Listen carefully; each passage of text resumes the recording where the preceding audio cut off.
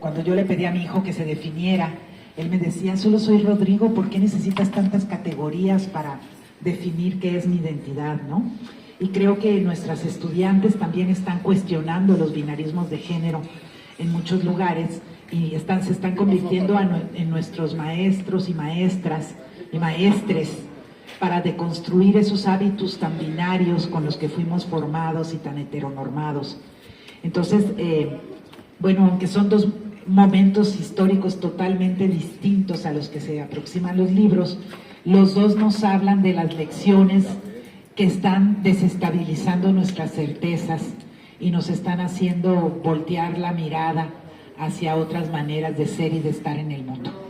Y bueno, sobre esas miradas de ahora contemporáneas que nos desestabilizan es sobre los que nos va a contar un poquito Xiomara, cómo dio el salto desde mujeres del maíz hasta mujeres del internet.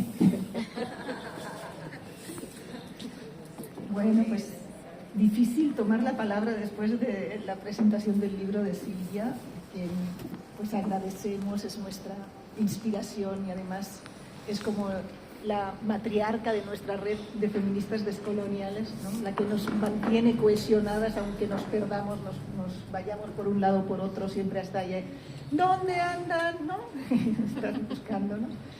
Y yo preferiría que empezáramos con los comentarios de mis compañeras de la lectura del libro, pero bueno, respondiendo rápidamente a la pregunta, yo he sido siempre una fervorosa entusiasta de las movilizaciones sociales y de los proyectos de emancipación y mi trayectoria entonces me ha llevado a seguir esa senda desde el zapatismo, por supuesto, después el altermundismo, todo el movimiento de resistencia global, después, por supuesto, también toda la ola de movilizaciones que tienen que ver con las plazas, la toma de las plazas, la toma de los espacios públicos y la impugnación del poder que aparece también con las nuevas herramientas de comunicación, como han sido las redes sociales. El Yo Soy 132 para mí fue un movimiento fundamental que me ayudó a pensar mucho cómo se estaba transformando las formas también de construir otro mundo posible, y desde entonces a la fecha pues he ido siguiendo siempre esta transformación en los procesos de comunicación, desde el zapatismo y la primera red en internet, ese es uno de mis libros, Zapatistas sin fronteras, ¿no? Cómo se construye esa posibilidad de agencia global a través también de la comunicación, de la potencialidad emancipatoria de la comunicación, hasta, como les digo, ¿no? O sea, los procesos transnacionales, como internacionalista que soy catalano-mexicana o mexicano-catalana, y reivindico las dos raíces simultáneamente sin ningún binarismo. Fluidamente. Exactamente, totalmente fluidamente. Y en eso, después de las grandes esperanzas que llevaron a ese ciclo, que fue el Yo Soy 132, con el 15M en España, el Occupy Wall Street, las movilizaciones también por la educación pública en Chile, también, y entonces pues vimos aparecer la ola feminista, una ola feminista transnacional, y era lo que tocaba, ¿no? Entonces, en el entusiasmo de lo que estaba pasando en las redes y en estas formas de contagio y de viralización de la indignación y de la capacidad de romper los silencios, en el caso de las mujeres y los cuerpos feminizados, pues me clavé en hacer esta investigación sobre la última ola, ¿no? De las multitudes conectadas feministas, ¿no? Y el símbolo más representativa de esta ola para mí ha sido el hashtag #MeToo, ¿no? Y me dediqué a intentar rastrearlo, sobre todo porque en México fue súper importante. La campaña mexicana duró muy poco, pero abrió muchas inquietudes, sensibilizó de una manera brutal, y entonces pues esa es un poco la explicación de esta deriva, ¿no? de un movimiento a otro, que todos están en una, ¿no? Perdón, olvidé presentar a nuestras dialogantes. Creo que muchos la conocen, pero en caso de las conocen, en caso de que no, pues las dos son integrantes de nuestra red de feminismos descoloniales, las dos son profesoras de Ciencias Políticas de la UNAM, y las dos han sido muy inspiradas, al igual que varias de la red, por el movimiento zapatista. El libro de Márgara, ¿Desestabilizar el género? No. Desordenar el género, que fue su tesis doctoral, pues ha sido también un libro muy importante. Y en el caso de Verónica López, ella llegó a nuestra red abriéndonos mucho nuestra perspectiva latinoamericanista. Ella pues ha dedicado mucho de su carrera a crear puentes entre las teorizaciones del sur global, sobre todo de América Latina, en torno a la colonialidad, modernidad, en torno a las descolonizaciones. Y quiero decir que ambas, tanto Márgara como Verónica, y en ese sentido su pertinencia como dialogantes de este libro, han estado muy cercanas a las jóvenes de la UNAM que desestabilizaron muchas de las jerarquías internas y denunciaron las violencias patriarcales. En un momento en el que había una brecha generacional entre las feministas más históricas para dialogar con estas nuevas generaciones, ellas mantuvieron siempre este diálogo abierto y pues han participado también junto con Óscar en crear una nueva currícula en la UNAM para tener pues esta visión crítica a las jerarquías patriarcales en la universidad, en las epistemologías, ¿no? en los saberes, en el conocimiento. Y bueno, en ese sentido creo que son dialogantes perfectas para pensar en lo que las nuevas generaciones nos están diciendo. Muchas gracias, Aida, qué bonita presentación. Qué bien que además te acuerdas de las trayectorias de todas. Eso es muy bonito. Yo me siento, buenas tardes todos. Me siento muy motivada y emotiva al mismo tiempo de estar en esta presentación, en esta doble presentación de textos que evidentemente, como ya comentó Aida y todas, resuenan, ¿no? Dialogan y se mantienen o expresan una trayectoria no solamente de las investigaciones de Silvia, sino de todo lo que a partir del trabajo que ella ha hecho nos ha inspirado y nos ha llevado pues a desplegar, ¿no? Como ramas de un árbol, ¿no? Cada quien desde su ramita está trabajando desde la inspiración que Silvia nos ha provocado y convocado. Entonces, bueno, para mí es muy importante además porque estamos cumpliendo 17 o 18 años, ya no recuerdo cuántos son, por ahí alguien llevaba la cuenta, ya son 18. Bueno, entonces es mucho tiempo, o sea, si supieran las conversaciones de cuando venimos, ¿no? O sea, sí, creo que son mejores que las presentaciones porque salen muchas cosas pues, de nuestra vida personal, del tiempo que llevamos de conocernos, de cómo están nuestros hijos, de cómo hemos cambiado, en fin, ¿no? De nuestras prácticas actuales, de cuáles son nuestros intereses, en fin. Entonces son unas conversaciones muy, muy lindas, muy entrañables que pues también finalmente nos alimentan, ¿no? Y bueno, esta conversación que tenemos ahora con Guiomar, a mí el libro me parece fascinante, yo creo que hay que leerlo para sí o sí, para quien quiere saber, entender qué onda con el feminismo global o en Latinoamérica, porque además tocas muchísimos temas y me parece que eso es un trabajo sumamente rescatable del texto, del libro, porque además como tienes esta pluma de escritora, o sea, yo creo que más que académica eres escritora y eso me parece maravilloso, escribes precioso, entonces el texto se lee de manera sumamente fluida, amena, entrañable, transmite emociones, entonces como que es una maravilla leerlo, pero además toca muchos temas, es un libro como que aunque ella quiere hacerlo sobre la ola de las multitudes conectadas feministas, en realidad está hablando de muchísimas otras cosas, está haciendo una crítica al capitalismo, está hablando teóricamente de lo que es la violencia de género, está hablando de las organizaciones o de las luchas para transformar al mundo, está hablando, pues sí, también de la importancia de las redes sociales para la comunicación, para la superación de las fronteras, para estas luchas globales, interconectadas,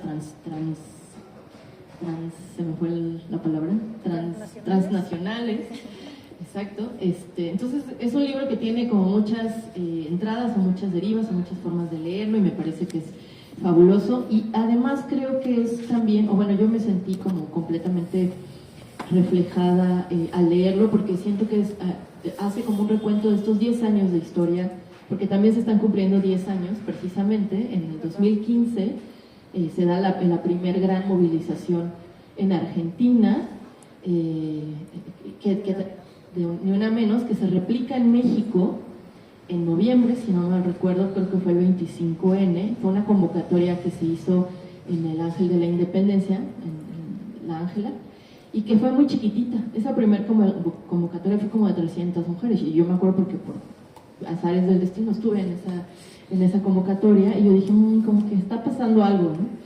Y en abril se viene ya la primavera violeta, y bueno, ya de ahí un montón de movilizaciones, el crecimiento del feminismo, la creación de las colectivas, y bueno, nosotras que lo hemos vivido desde la universidad, particularmente desde la UNAM, pues la participación de las mujeres organizadas que tomaron las facultades y que pararon todo para que se reformaran los planes de estudio y bueno, para que hubiera una serie de transformaciones, pero sobre todo para que acabara, o por lo menos para nombrar y cuestionar la violencia de género, ¿no? Que creo que eso es algo fundamental, que también en el libro Yomar lo menciona mucho, la importancia de aprender, saber, lograr, finalmente después de muchos años de historias de luchas de mujeres, aprender a nombrar las violencias, que creo que era algo que no pues había costado mucho trabajo, entonces me parece que eso es algo fundamental. A mí me quedaba como resonando al final, el último capítulo lo sentí un poco desolado, como a lo mejor incluso triste, no lo sé, como que me queda esa pregunta, y de ahí me surge también como esta pregunta, y que es lo que quisiera que pudiéramos dialogar. ¿Qué retos estamos enfrentando hoy a casi 10 años de esos primeros movimientos, de esas primeras movilizaciones, digamos, masivas, porque pues el movimiento feminista ya llevaba muchísimo tiempo más, desde antes, y desde la perspectiva, digamos, del ámbito académico, porque finalmente pues es donde nosotras estamos, ¿qué tanto consideras tú que estas movilizaciones han tenido resonancia, por ejemplo, en el sentido de la famosa transversalización de la perspectiva de género, y de si eso realmente consideras que tiene o no un impacto en la violencia contra las mujeres? Porque bueno, todos los días estamos viendo notas al respecto, ¿no? Es algo que sigue formando parte de nuestra vida cotidiana. Quizá ahora lo podemos nombrar, y creo que estamos mucho más sensibilizadas y mucho más organizadas, creo.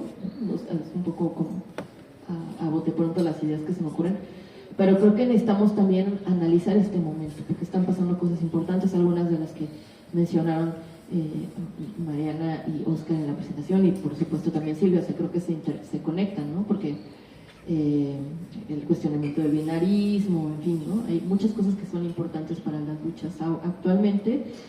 Y otra cosa que me parece importante de tu libro es lo que planteas de que es la primera vez que el epicentro del feminismo ya no está en Occidente, ¿no? Y esto yo creo que viene pues pasando desde los 70s, 80s en la región, en Latinoamérica, ¿no? Cuando pues hay un cuestionamiento de las políticas del desarrollo, del capitalismo, etcétera, y que se empiezan a gestar movimientos revolucionarios, y bueno, ya todas las historias que ya sabemos, y que se gesta por primera vez como el sujeto del tercer mundo, ¿no? Creo que en los 80s, ¿no? Ya también Mohanty hablaba de la mujer del tercer mundo, en fin, ¿no? Como que ya hay una genealogía ahí muy importante, y que quizá la característica de nuestra era, de nuestros tiempos, es que se globalizan, ¿no? O se pueden conocer de manera global por primera vez, gracias a las tecnologías, que creo que es finalmente uno de los puntos que a ti te interesa problematizar. Entonces, bueno, yo me quedaría como con estas ideas, como para ir abriendo y después quizá retomar otras cosas. Nada más. Muy bien.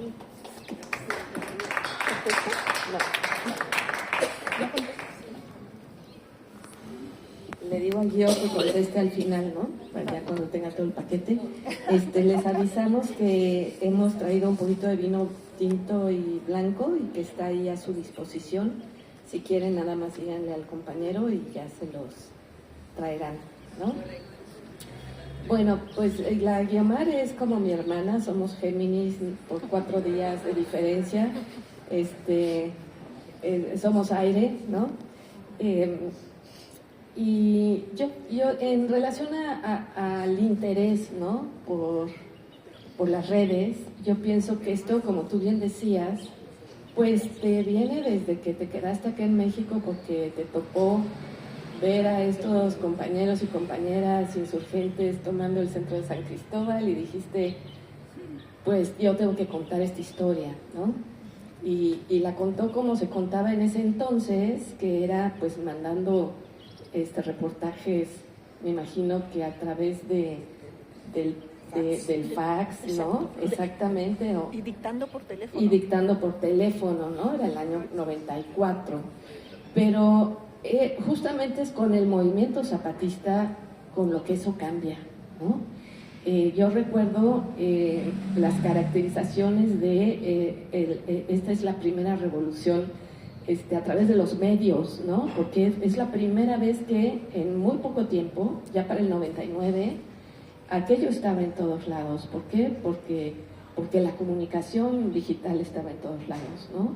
Entonces creo que eso también tiene que ver contigo, porque tu primer libro tiene que ver con eso. Más bien tu primer libro, como que además se acaba de publicar ahora en español y se lo recomendamos mucho, no en español, quiero decir en México, porque se conocía en España, porque son todas estas, digamos, partes de la batalla que Guío mandaba desde el 94 y que aparecieron como un libro que se llama Viva Zapata. Zapata vive. Zapata vive en España, pero que no conocimos aquí hasta el año pasado, Gio. Y justo en ese libro, que son las primeras crónicas así calientitas, ¿no? Que uno goza mucho de volverlas a leer, de cómo estaban pasando las cosas y de cómo ahí empezamos a ver no solo al indígena, sino a las mujeres, ¿no? Y este libro Guío logra también pues poner un epílogo con la mayora Ana María, que es un epílogo en donde se reivindica a Ana María, pero también se habla de las contradicciones internas de género del propio movimiento, ¿no? Que creo que es algo súper bien importante de poner ahí. Y después Guío pues es conocidísima por Mujeres de Maíz. Yo cuando empecé a hacer mi investigación buscaba a esa catalana rubia que andaba por ahí, todo el mundo me hablaba de ella, porque ella sabía todo lo de las mujeres, ¿no? Y bueno, después nos conocimos y nos hicimos grandes cómplices. Entonces, este libro creo que muestra como esa transición, ¿no? Cómo las comunicaciones le dan la vuelta a las cosas, pero no siempre positivamente, ¿no? Entonces, Guío empieza con un diagnóstico que es bien importante, ¿no? Bueno, para empezar, nos pone una cita de Angela Davis que me encanta, ¿no? Y que para rememorar de nuevo los años 70 y ahora cómo estamos, Angela dice, en la década de 1970, cuando comenzamos a romper el silencio, porque de eso trata este libro, contra el abuso físico y sexual de las mujeres, no sabíamos que tendrían que pasar 50 años antes de que esta lucha ideológica contra la violencia de género comenzara a dar resultados materiales. 50 años de líneas telefónicas directas contra la violación, de refugios para mujeres maltratadas, de compromisos activistas, de protestas, marchas, manifestaciones. Tampoco nos dimos cuenta de que pasaría el mismo tiempo antes de que se reconociera públicamente la violencia racista policial. Sin embargo, hoy es importante reconocer el hecho de que la solidaridad y la lucha finalmente conducen al cambio, como lo ha demostrado dramáticamente el movimiento de Me Too. Entonces, ese es como el faro, ¿no? Guiomar quiere decir, aquí pasan varias cosas. Una es el hecho de la palabra, así lo dice, el acto de hablar, romper el silencio, ¿no? Y lo va mostrando cómo ocurre en estos años. Pero lo segundo es también, pues, ¿qué pasa después con eso, ¿no? Ese movimiento tan potente, el Me Too, que pues es fuerte porque además ella misma lo explica, las personas que lo empiezan aunque haya habido antecedentes, las personas que lo vuelven súper famoso y global, pues son personas muy importantes, ¿no? O sea, es Hollywood, son las artistas, son las actrices, son ellas las que se están atreviendo, pero no por eso queda ahí encapsulado, ¿no? Sí, sino que eso sale.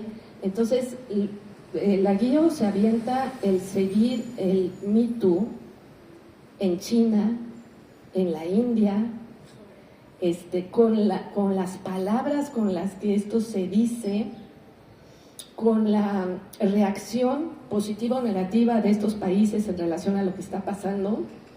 Y ahí también reverbera esto de, bueno, en algunos lugares se dice, no, pues esto es algo que las mujeres traen de afuera, ¿no? O sea, esto es una moda occidental, o esto, que siempre nos lo dicen, ¿no? O sea, aquí también tuvimos nuestro expresidente que decía, pues el feminismo no es mexicano, ¿no?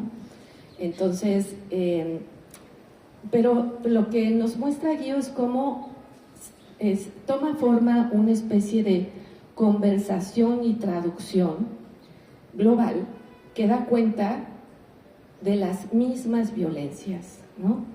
Otro ejemplo que tenemos de eso es cómo se viralizó el performance Un violador en tu camino, ¿no? Que al rato ya no solo estaba en Turco y en Tojolabal, sino que también hablaba de los derechos de la Pachamama, ¿no? Que está siendo violada. O sea, una traducción en múltiples sentidos. Entonces aquí yo me quiero detener en una parte que es bien bonita, pero antes de eso quiero hablar del diagnóstico que le permite a Guiomar decir, pues es muy importante las redes. ¿Por qué? Porque ya no tenemos un horizonte común, ¿no? Porque el mundo de hoy nos humilla y arroja a la insignificancia, nos dice. Las redes digitales son un fármaco tentador, un paliativo para el aislamiento y la falta de sentido. Caemos en todas las fantasmagorías del éxito individual. De suerte, o nos va muy bien porque tenemos un golpe de suerte o un novio famoso, y si esto no ocurre, yo soy el error, pero no el sistema, ¿no? Entonces hace un diagnóstico de lo que las redes nos hacen, para después decir, pero ¿cómo? Y lo dice así, el salto cuántico aparece cuando se rompe la previsibilidad del uso de las redes digitales. Un hashtag se convierte en un acontecimiento político. Invoca de inmediato a una audiencia que deviene en red activista y multiplica exponencialmente su impacto. Eso lo estamos viendo hoy con Palestina, por ejemplo, ¿no? O sea, cómo las redes pueden también hacer lo contrario. ¿Y qué es hacer lo contrario? Pues en un mundo totalmente despolitizado como el que hoy tenemos, politizar. Y ella lo dice en la politización por empatía, nos desanestesiamos. Es muy duro, ¿no? Lo que nos está diciendo. Porque por un lado las redes nos anestesian, y ahí estamos, ¿no? Pero por otro lado, cuando hay un golpe político, cuando hay una verdad que se instala y no se puede desestructurar en las redes, eso nos politiza. Y ese es el difícil equilibrio, ¿no? Y de ahí quizá la tristeza del final que dice Vero, ¿no? Porque bueno, Guío pues va a estar hablándonos de cómo esto se vuelve viral, etcétera, pero también nos habla un poquito de cómo sale del centro, ¿no? Porque efectivamente el Me Too pues sí se generó en Estados Unidos y de ahí viajó, pero después ella nos nombra algo que se llama los femitags, ¿no? Que quizá nos puedas explicar un poquito de dónde viene esa... Bueno, yo tengo muchas dudas, pero son dudas que te voy a hacer en corto porque lo que hace Guío también es que se mete en todas las discusiones, sobre todo en México, y entonces dice quién decía qué cosa y quién decía... Pero no siempre dice los nombres de quienes dicen eso, ¿no? Y son muy importantes. Pero bueno, lo que yo quiero decir es que en este femitag, Guío encuentra la interseccionalidad. O sea, ¿cómo la interseccionalidad aparece en las redes? Pues cuando estos hashtags se convierten en hashtags que son enunciados desde la comunidad negra, por ejemplo, o desde hoy seguramente la comunidad indígena, las mujeres indígenas, pero segurísimamente, ese es para tu segundo libro, bien, ¿no? porque sí, efectivamente ahí hay una apropiación de la forma, digamos, de la red, pero con las reivindicaciones de comunidades concretas, ¿no? No es una mujer universal ahí la que nos está hablando en términos de la violencia, no, son las mujeres negras que están saldando cuentas dentro de su propia comunidad, etcétera, ¿no? Y luego habla de los femitags en América Latina, ¿no? Y ahí yo echo de menos el impacto de las mujeres zapatistas en cómo se articulan esos femitags, ¿no? Porque están ahí, ¿no? O sea, el acordamos vivir zapatista se traduce, porque creo que ahí también hay una traducción constante de las jóvenes que también vimos en la universidad, ¿no? Que se denominaron mujeres organizadas, ¿no? No mujeres feministas, mujeres organizadas, y que se encapucharon y que hablaron de que acordamos vivir o vivas nos queremos, ¿no? O sea, esas traducciones están ahí. Y creo que es bien interesante esta otra vertiente, ¿no? Que dice Guío, los femitags son para contar y contarnos.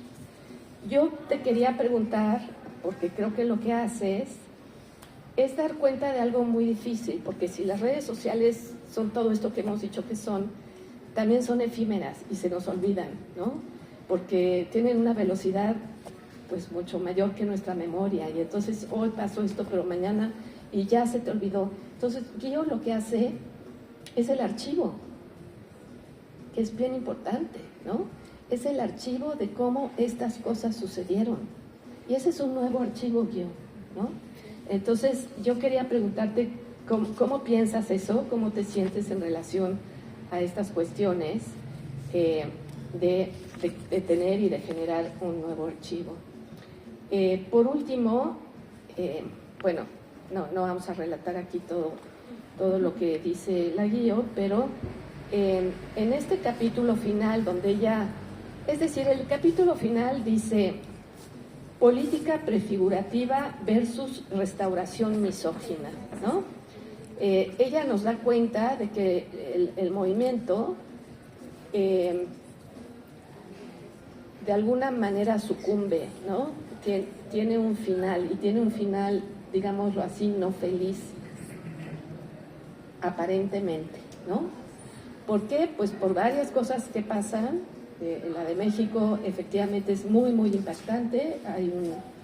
Hay un músico que se suicida y todo esto pues le da la vuelta a todo el avance del Me Too, porque entonces, ¿por qué denuncias anónimas y están linchando a los hombres? Y entonces también testimonios que ella documenta muy bien esa discusión, ¿no? Mujeres que hasta ese momento apoyaban el Me Too y después dicen no, pero hemos exagerado, mujeres que lo reivindican, ¿no? Esta compañera de la ONU, Mujeres Fantástica, ¿no? Que dice, pues, cuando rompemos el silencio, pues muchas cosas se quiebran, ¿no? Pero lo que da cuenta es lo que estamos viviendo hoy, que sí es una restauración no solo misógina, ¿no? Sino tremendamente autoritaria, represiva, que además concatena violencia de género con ideología de género, regresemos al binarismo absoluto, o sea, toda la vuelta que estamos viviendo, ¿no? Entonces, yo entiendo, y pienso que Vero y yo coincidimos en que sí queremos saber. Tú nos dices, quizás la función más evidente de la campaña ha sido pedagógica, y eso es muy potente, ¿no? ¿Cuál es el alcance de esa pedagogía, ¿no? Como si tú ves que hoy estamos igual que cuando escribiste este libro, que fue un momento muy álgido de reversa, digamos, de vamos a criticar a todas las mujeres que denuncian anónimamente porque es poco serio, ¿no? Mi querida Blanche Petrich también, ¿no? Diciendo, pero es que no, esto no se vale, en fin, todo ese terreno como tenebroso, ¿no? Yo pienso que hoy ya no estamos ahí, pero quisiera saber tu opinión. Yo creo que la pedagogía sí sirvió y que hoy estamos quizá en otro momento, donde el Me Too pues es un antes y un después, ¿no? Y que esto que llamas política prefigurativa, que además es algo que hemos estado pues pensando e imaginando, ¿hacia dónde va? Eso. Ni más ni menos.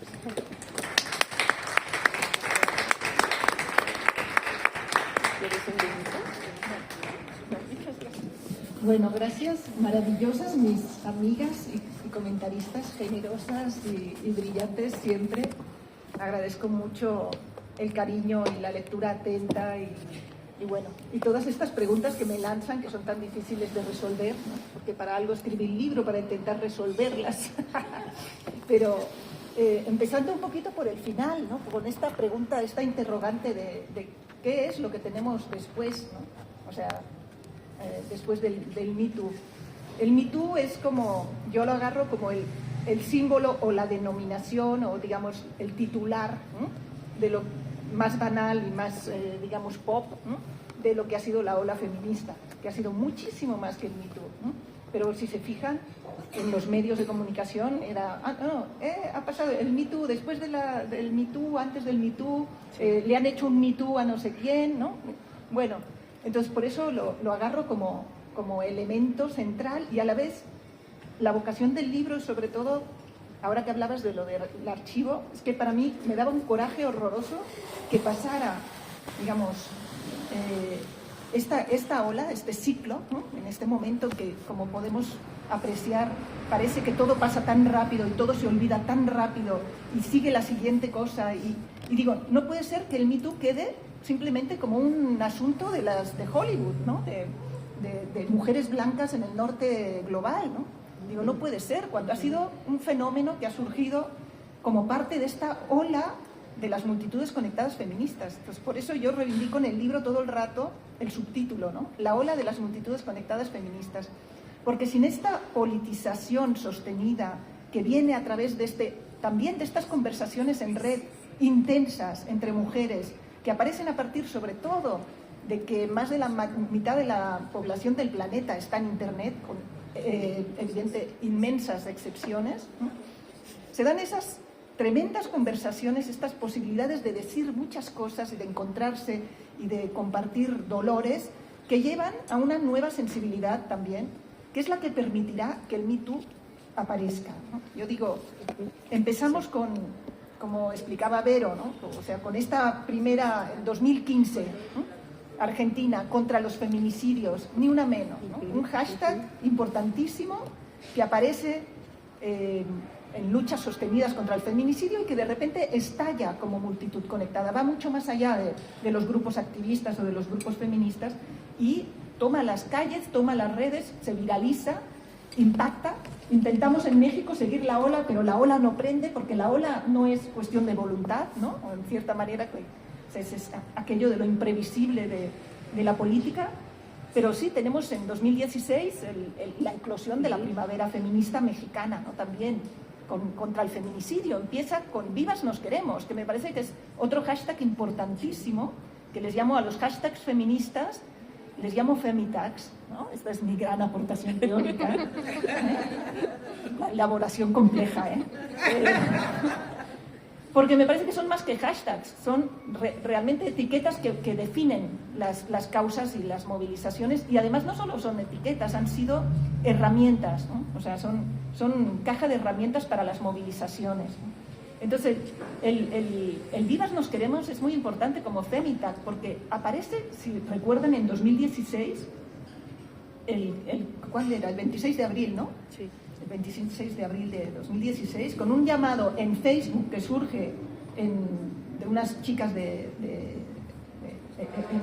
Chiapas, precisamente, y que se extiende y que funciona muy bien. Y aparece una multitud conectada en la Ciudad de México, que no sé si estaban allí, pero fue muy alucinante que de repente hubiera tantas mujeres en la ciudad.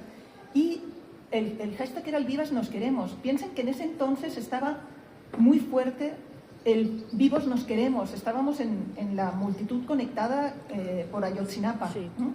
Y que fue muy disruptivo, en ese momento fue muy, muy grueso y muy doloroso para muchas activistas incluso, que las mujeres reivindicaran, o sea, Ayotzinapa no somos todos, dijeron. Fue muy fuerte, incluso hubo una bronca, no sé si se acuerdan ahí, ¿no? O sea, no somos todos.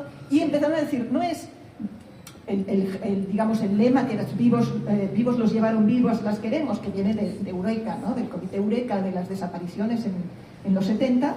Hay una actualización para Ayotzinapa, vivos los queremos, pero viene la ola feminista y dice, vivas nos queremos. Entonces a mí me parece bien interesante este giro, que es muy disruptivo, es muy incluso violento, pero que pone en el centro la especificidad del feminicidio y de la muerte de las mujeres, ¿no? Y su invisibilidad, ¿no? Dentro del paquete. Entonces ahí me parece que también todos estos giros con los hashtags me parecen fascinantes, igual que el Ni Una Menos, que es la gran eclosión del ciclo global y en Argentina. El Ni Una Menos viene de Ni Una Más, ¿no? De Susana Chávez, la poeta que fue asesinada en Ciudad Juárez, ¿no? Dentro del marco de las luchas contra los feminicidios en Ciudad Juárez, ¿no? Entonces, lo que me parece interesante es cómo en este conocimiento distribuido, estas formas de comunicación, se producen y son capaces de articularse fórmulas de acción que interpelan también el pasado, las luchas del pasado llevadas al presente, y de generar estos giros también metafóricos muy fuertes, ¿no? Y bueno, y entonces yo lo que digo es que es justo en este ambiente que se va generando de sensibilización ante la especificidad de la violencia patriarcal contra los cuerpos de las mujeres y los cuerpos feminizados, ¿no? Sin esencialismos en el tema de mujeres, ¿no? Que aparece y se hace posible el Me Too, ¿no? O sea, ya teníamos, con el Vivas los queremos, aparece mi primer acoso, otro hashtag que fue, o sea, había la movilización en las calles en 2016, aquí en México, y mi primer acoso, que a mí me trastornó mucho porque vi muchas estudiantes mías, yo he sido muchos años profesora de la UAM Xochimilco, y muchos estudiantes míos con nombre y apellido poniendo su primer acoso y dejándome a mí pensando, ¿y cuál fue mi primer acoso? Digo, porque algunos he tenido, pero les aseguro que no tenemos las palabras para articular ni para pensarnos, y de repente hay chavas con 20 años que están ahí diciendo lo que les ha pasado y permitiendo una resonancia de la experiencia y rompiendo un silencio, ¿no? Entonces mi primer acoso ya fue una primera sensibilización muy fuerte. Pero bueno, cuando aparece el Me Too en Estados Unidos, que se viraliza a muchos países, en México parecía que no pasaba nada. Incluso salió un hashtag que era, no me acuerdo cuál era, ¿no? Pero que, venía a decir ese hashtag que en México no era posible. No puede, o sea, no es posible que podamos denunciar eso porque...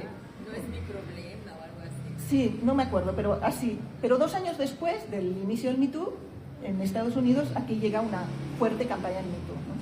Entonces yo lo que intento buscar con esto de romper el silencio es la factibilidad del eco, porque ¿cuántas mujeres han intentado contar lo que les ha pasado? Sí.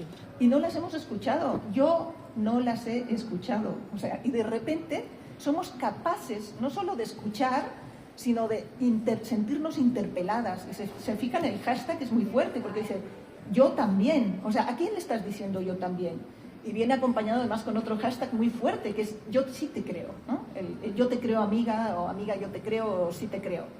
Entonces eso me pareció que era brutal, porque era de repente romper con el pacto patriarcal de a las mujeres y a los cuerpos feminizados y a las infancias no creerles, ¿no? Eso viene por default en nuestra programación cultural, ¿no? Entonces, ¿cómo rompemos esa programación cultural y de repente las mujeres somos capaces de darle el beneficio de la duda, no solo el beneficio de la duda, el beneficio de la amistad a una persona desconocida que está hablando de una violencia que ha sufrido, y la cosa más importante, devolviéndole la autoridad epistémica, perdón por la palabra, devolviéndole la autoridad epistémica sobre qué es violencia a la que lo ha sufrido. No, es que esto no es tan grave. Perdón, o sea, escuchemos lo que dicen los cuerpos, las personas, las experiencias, las narrativas de cada una en primera persona que se expresan en las redes. Entonces ahí me pareció que eso era brutal. interesantísimo y brutal, ¿no? O sea, en primera persona, nombrar, intentar poner palabras sobre experiencias que están en lo inefable, ¿no? Porque hemos callado, no hemos, o sea, la experiencia digamos, de los cuerpos feminizados no la tenemos en la memoria cultural porque no está en los libros, no está en las películas, no está, o sea, nos hemos criado, nos hemos formado leyendo productos culturales hechos por hombres, ¿no? Y de repente, ¿cuál es el punto de vista de una mujer sobre una violación, ¿no? Y bueno, con la campaña del Me Too, lo primero, una de las cosas más sorprendentes también es que lo primero que aparecía como una búsqueda masiva en Google ¿es violación si te viola tu marido? Claro, no lo sabíamos. Yo sinceramente no lo sabía. O sea, ¿qué onda?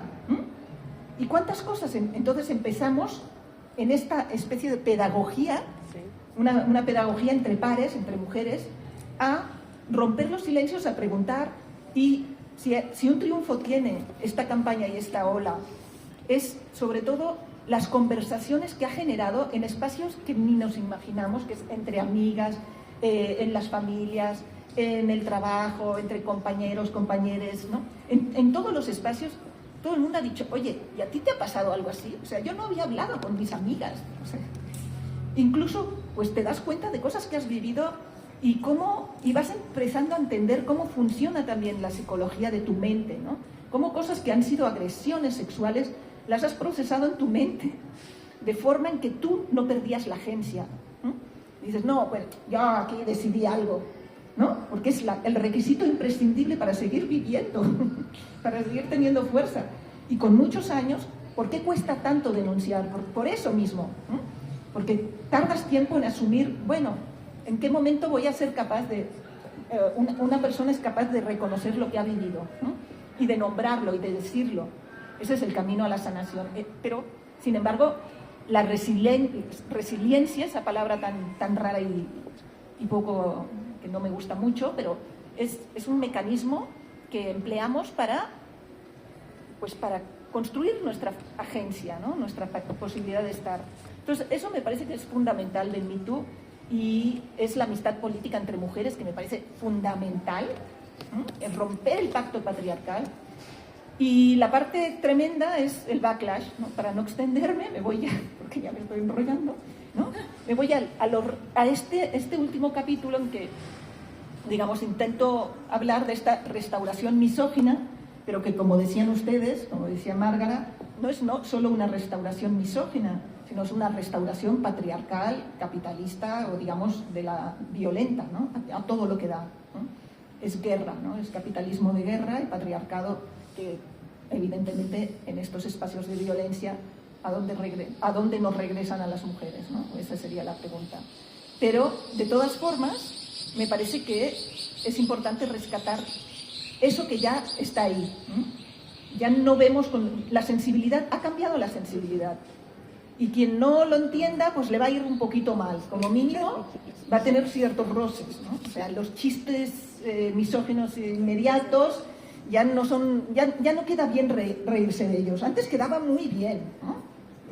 Era muy divertido reírse de barbaridades que ahora nos parecen barbaridades. Entonces, ese cambio de sensibilidad me parece importantísimo. También me parece importante que haya ese cambio en la producción cultural, en la cultura popular, en la cultura mediática, en esa cultura que podemos despreciar mucho como intelectuales y lo que sea, pero que es la base de formación de la gran mayoría de las poblaciones, me parece. Y eso ya está ahí, ¿no?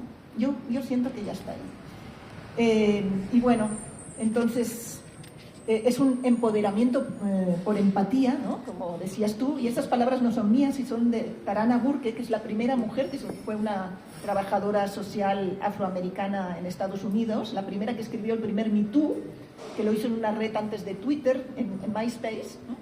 Y ella dice que define esta campaña del Me Too como empoderamiento por empatía, ¿no? De qué manera las mujeres logran, a través de esta empatía, como un acto político, ¿no? La capacidad de articularse políticamente a través de la empatía. Y esa idea también, que me parece importante, que nos han permitido estas redes digitales que están capturadas por las grandes corporaciones tecnológicas, que es pues conversaciones distribuidas, amplias, incontrolables, ¿no? y entre pares, ¿no? O sea, sin nadie al comando, y hoy la tragedia que vemos es que estas redes corporativas, ¿no?, en manos de los grandes patriarcas y del poder capitalista del planeta, pues son redes tóxicas y están siendo usadas para impulsar las campañas de las extremas derechas, de la misoginia, de la restauración y de la violencia contra todas las posibilidades de libertad y de emancipación humana, ¿no? Entonces, esa es un poco la tragedia, y por eso yo decía, el Me Too aparece como una forma de hackear el sistema, ¿no? Un sistema, unas redes que están programadas para generarnos adicción, para hacernos más impotentes, para hacernos consumistas, para hacernos envidiar a los que están poniendo siempre sus mensajes maravillosos y nosotros sentirnos en la impotencia total, ¿no? Esas redes pueden servir de repente, ¿no?, en un momento dado, como un hack al sistema, una forma de voltear la tortilla y permitir encontrarnos y activarnos. Hoy en día, el fenómeno del Me Too, con la fuerza que tuvo, y pues no sería posible porque las redes están muchísimo más controladas y manipuladas por granjas de bots, control pues algorítmico y toneladas de dinero que están metidas en fomentar los discursos de las extremas derechas y bueno, además, y ya por acabar, simplemente toda esta brutal restauración de la violencia también muestra una vez más, como en todos los movimientos que hemos ido viendo y que he relatado al inicio, la fuerza del desafío que planteamos desde la vida, ¿no? Desde la vida y desde esta capacidad de articulación que muestra ese otro mundo posible que ya está aquí y ahora y que lo tienen que sofocar, ¿no?, para seguir acumulando poder y dinero, ¿no?, que parece que sea lo único que importa, pero no, ¿no? Hay otras rendijas por las cuales vemos que lo que importa es al revés, ¿no?, acompañarnos y ser interdependientes y aceptar esa interdependencia y apostar por el amor, ¿no? O sea, el proyecto de muerte es el proyecto del poder y el proyecto del capital, y el proyecto del amor es aceptar la interdependencia y aceptar también la vulnerabilidad y el error, ¿no? O sea, porque en todas y en todos y en todes habita un pequeño macho patriarcal, ¿no?, en todo cuerpo que está vivo y formateado en este planeta, en este momento casi, menos en la Amazonia, en los pueblos aún no contactados, por favor. Pero es bueno, el amor y es la biofilia, decía Eric Fromm. Bueno, eso mismo. Muy bien, la biofilia. Pues aquí lo... Pues muchísimas gracias. Queríamos abrir al diálogo, pero como yo tengo el micrófono, yo tengo una pregunta que me salta. Y tiene que ver con el propio caminar mío, y está aquí Sandra Márquez, que también ha caminado a mi lado. Yo pensaba mientras te leía en ese Yo no soy Ayotzinapa, ¿no? Y cómo eso marcó a los colectivos de madres de personas desaparecidas, en el sentido de que quienes no eran familiares de mujeres, sino de hombres, se sintieron alienadas del movimiento feminista. Y pensaba creo que ahora la glorieta de las mujeres ha dado un giro, y eso es un momento importante. Pero me preguntaba, yo sentía así como una esquizofrenia mientras leía, de mucha esperanza, pero al mismo tiempo, pues, había otro movimiento paralelo, y era el movimiento de las madres buscadoras en fosas, que no se estaban identificando con el Me Too, y ya estaban en el 2016, o sea, ya estaban ellas buscando, ya estaban encontrando, ya estaban las fosas, y ellas no estaban en este diálogo, ¿no? Entonces mi pregunta es, si sientes que este nuevo momento con la glorieta de las mujeres, si has dado seguimiento, podremos ver nuevos puentes, si crees que están esos nuevos puentes ahí. Y mi otra pregunta, que tal vez se vincula con el capítulo de la desesperanza, pues es que que en el país que inventó la palabra feminicidio y la globalizó, pues tenemos estos movimientos, pero los feminicidios no paran y las desapariciones de mujeres no paran. Entonces, ¿cómo, hasta qué punto los cambios culturales de nombrar sí crean transformaciones en la defensa de la vida, de lo que estamos viendo alrededor de nosotras? Esa sería mi pregunta, pero si quieres la abrimos al público a ver si hay otras más y tomamos varias. ¿Sí?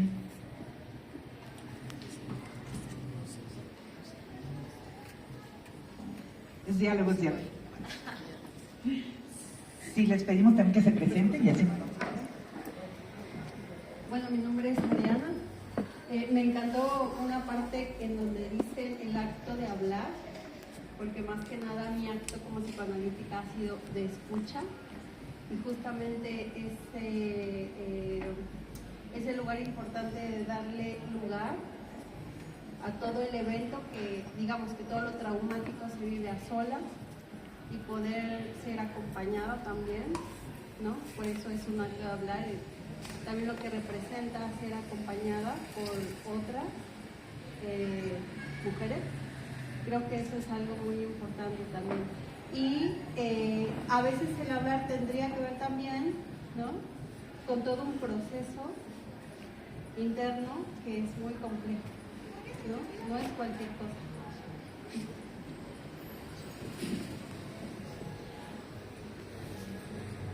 ¿Alguien más tiene algún comentario, pregunta? Mariana.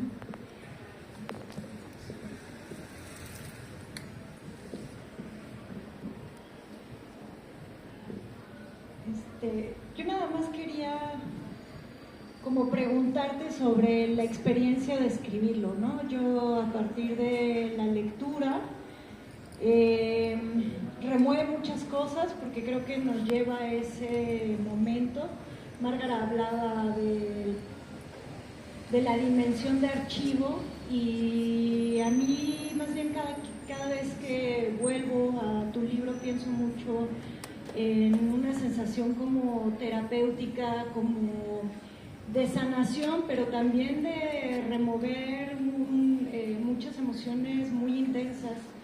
Entonces sí está todo el lado de disputar la memoria de los procesos políticos en medio de un reforzamiento, de un retorno autoritario, de un fortalecimiento. Yo incluso interpreto este contexto contemporáneo como una respuesta directa a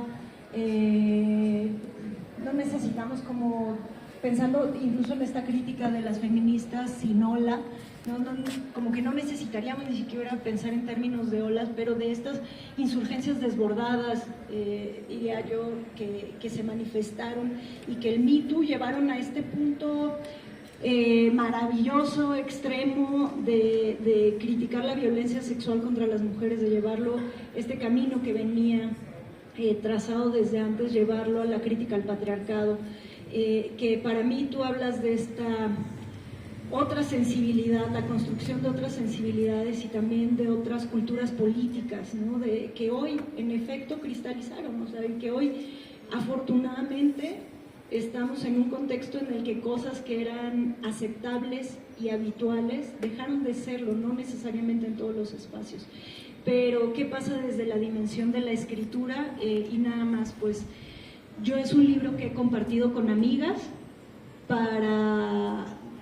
porque creo que es una manera de revisitar un momento que fue pues tremendamente agitado para muchas en términos emocionales. Yo en el caso de lo que plantea Aida lo veo desde una visión un poco menos excluyente, o sea, me tocó vivir el proceso, el momento en el que justamente había muchísimos diálogos desde antes, incluso entre los distintos colectivos feministas que ya se habían asumido como acompañantes subsidiarias y sobre todo prestando muchos servicios en términos de comunicación y de documentación para los colectivos de las madres buscadoras. Creo que en cierta parte incluso ha habido hasta qué punto no hay una retórica de intento de fragmentación de estas alianzas que son potencialmente subversivas y disruptivas, ¿no? Y que a veces poner el ojo y eso, mantener y decir, no ha habido una fractura absoluta entre estos sectores es importante también dentro de las genealogías de los feminismos.